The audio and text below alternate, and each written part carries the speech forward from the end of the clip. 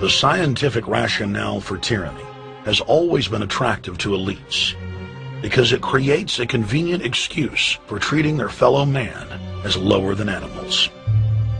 Robert Thomas Malthus, famous for saying that a mass food collapse would be helpful because it would wipe out the poor. His fictional scenario would later be called a Malthusian catastrophe. Malthus is important because his ideas led to the rise of a new scientific field that would dominate the course of human history for the next 200+ years. Charles Darwin, an admirer of the Malthusian catastrophe model, developed the theory of evolution, its chief tenet being the survival of the fittest. With the help of T.H. Huxley, known as Darwin's bulldog for his strong support of Darwin's theories were pushed into wide acceptance among key scientific circles throughout England and then the world. Darwin's cousin, Francis Galton, credited as the father of eugenics, saw an opportunity to advance mankind by taking the reins of Darwin's evolution theory and applied social principles to develop social Darwinism. The families Darwin, Galton, Huxley, and Wedgwood were so obsessed with their new social design theory that they pledged their families would only breed with each other. They falsely predicted that within only a few generations, they would produce supermen. The emerging pseudoscience was only codifying the practice of inbreeding, already popular within elites for millennia. The Four Families experiment was a disaster. Within only 2 generations of inbreeding, close to 90% of their offspring either died at birth or were seriously mentally or physically handicapped. The moneyed class of the planet, and particularly the royal families of the world, who were already obsessed with breeding and filled with a predatory disdain for the underclass, seized on the new science and began aggressively enforcing its aims worldwide.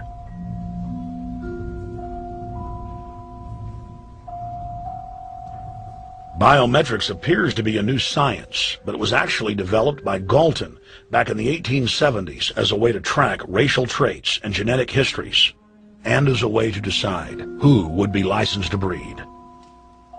In 1904, the Cold Springs Harbor Research Facility was started in the United States by eugenicist Charles Davenport with the funding of prominent robber barons Carnegie, Rockefeller, and Harriman. In 1907, the first sterilization laws were passed in the United States. Citizens with mild deformities or low test scores on their report cards were arrested and forcibly sterilized. You're 17, aren't you, Alice? Yes, but what have you done with my folks? Well, we're trying to help them, Alice, and you too. They were taken to the hospital this afternoon. Hospital? Wasn't none of them sick this morning? We thought it necessary to present your family's case to the State Medical Commission. After an examination, they decided there was but one important action to take: to have your entire family sterilized. Why, what's that? I don't know what you're talking about. Now, in this state, we have a law which provides for such people to have an operation so there won't be any more children. I see. Now, we placed your brothers in institutions where they'll be properly cared for. You can go back to your job soon. I'll arrange to have it held open for you.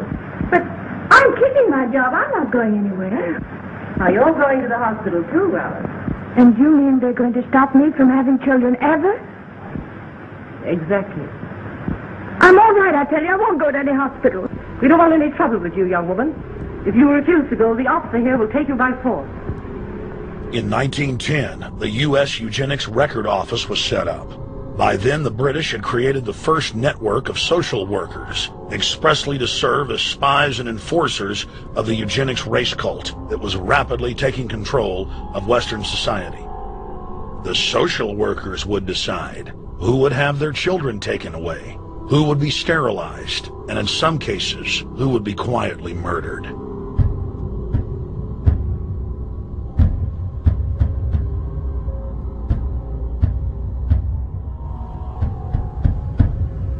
In 1911, the Rockefeller family exports eugenics to Germany by bankrolling the Kaiser Wilhelm Institute, which later would form a central pillar in the Third Reich. At the 1912 International Eugenics Conference in London, eugenics becomes an international craze and gains superstar status. The futurist and best-selling sci-fi author H.G. Wells had studied biology under top eugenicists and was spreading the new faith worldwide. In 1916, H.G. Wells' lover, Margaret Sanger, starts her promotion of eugenics in the United States. In 1923, Sanger receives massive funding from the Rockefeller family. Sanger wrote to fellow eugenicist Clarence J. Gamble that black leaders would need to be recruited to act as frontmen in sterilization programs directed against black communities. In 1924, Hitler pens Mein Kampf, or My Struggle, and credits U.S. eugenicists as his inspiration. Hitler even wrote a fan letter to American eugenicist and conservationist Madison Grant, calling his race-based book, The Passing of the Great Race, his Bible. Hitler developed the plan for mass extermination of the Jews and what he called other sub-races, as well as the handicapped, from Grant. By 1927, eugenics hit the mainstream.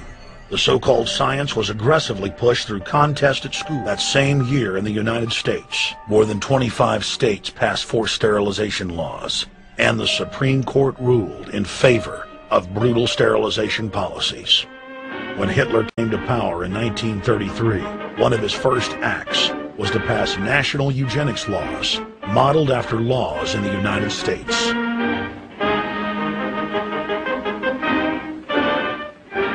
By 1936, Germany had become the world leader in eugenics for taking effective actions to sterilize and euthanize hundreds of thousands of victims.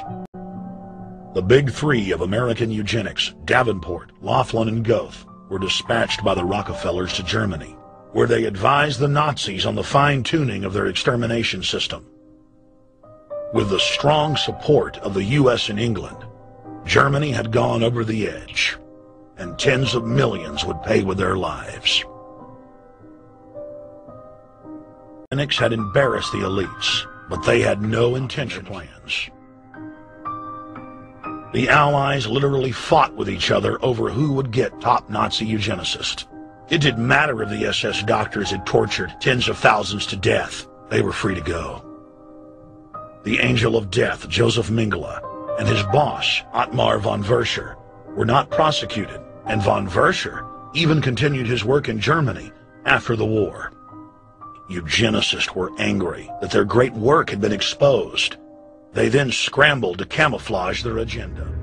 UN chieftain and unrepentant eugenicist Julian Huxley argued that since the leaders of eugenics had founded the environmental and conservation movements, new terms like transhumanism, population control, sustainability, conservation, and environmentalism replaced racial hygiene and social Darwinism. Many eugenicists of the previous period engaged in what they called crypto-eugenics. Purposefully taking their eugenics beliefs underground, they became highly respected anthropologists, biologists, and geneticists in the post-war world. UN chieftain and unrepentant eugenicist Julian Huxley argued that since the leaders of eugenics had founded the environmental and conservation movements, that they should be used as vehicles in the formation of a world government. Just as H.G. Wells had envisioned, this government would be controlled by a scientific dictatorship and would be guided by the principles of eugenics. Huxley created the World Wildlife Fund with Bilderberg founder and former SS officer Prince Bernhard of the Netherlands and Prince Philip of England. In the event that I am reincarnated, I would like to return as a deadly virus in order to contribute something to solve overpopulation. Prince Philip, reported by Deutsche Presse-Agentur, DPA, August 1988. Aldous Huxley, author of Brave New World and brother of Julian Huxley, gave a speech at Berkeley in 1962, shortly before his death. He admitted that his best-selling book, Brave New World, written in 1932, was based not on fiction, but on what the elite were actually planning to implement. And here I would like briefly to compare the parable of Brave New World with another parable which was put forth more recently in George Orwell's book 1984. I'm inclined to think that the scientific dictatorships of the future, and I think there are going to be scientific dictatorships in many parts of the world, will be probably a good deal nearer to the Brave New World pattern than to the 1984 pattern. They will be a good deal nearer, not because of any humanitarian qualms in the scientific dictators, but simply because the Brave New World pattern is probably a good deal more efficient than the other. That if you can get people to consent to the state of affairs in which they are living, the state of servitude, the state of being, well, it seems to me that the nature of the ultimate revolution with which we are now faced is precisely this, that we are in process of developing a whole series of techniques which will enable the controlling oligarchy, who have always existed and presumably always will exist, to get people actually to love their servitude. People can be made to enjoy a state of affairs which, by any decent standard, they ought not to enjoy. And these methods, I think, are a real refinement on the older methods of terror, because they combine methods of terror with methods of acceptance. But then there are various other methods which one can think of.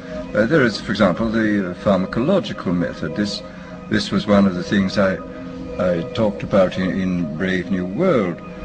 And the result would be that, I mean, you can imagine a euphoric which would make people thoroughly happy even in the most abominable circumstances. I mean, these things are possible.